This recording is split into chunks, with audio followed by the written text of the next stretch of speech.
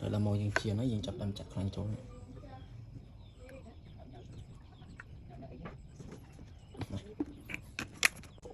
Ini chưa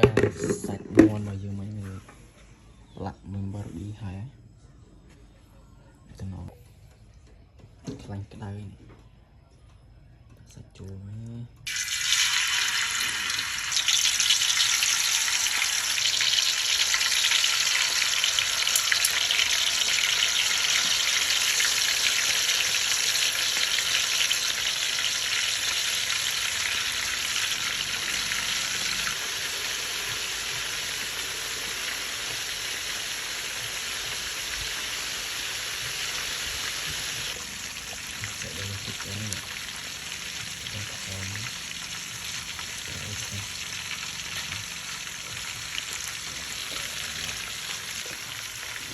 con này sạch ở chỗ này trên cái tay của em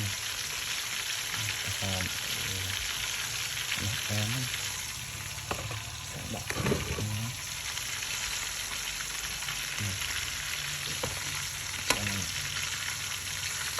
nó sẽ bị chặt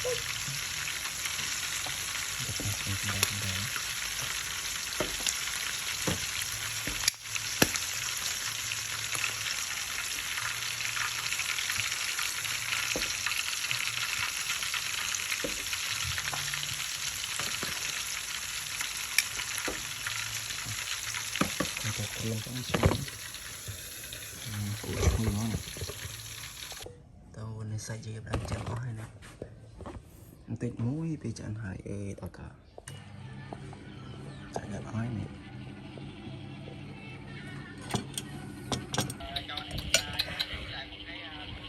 hai máy ga hai cậu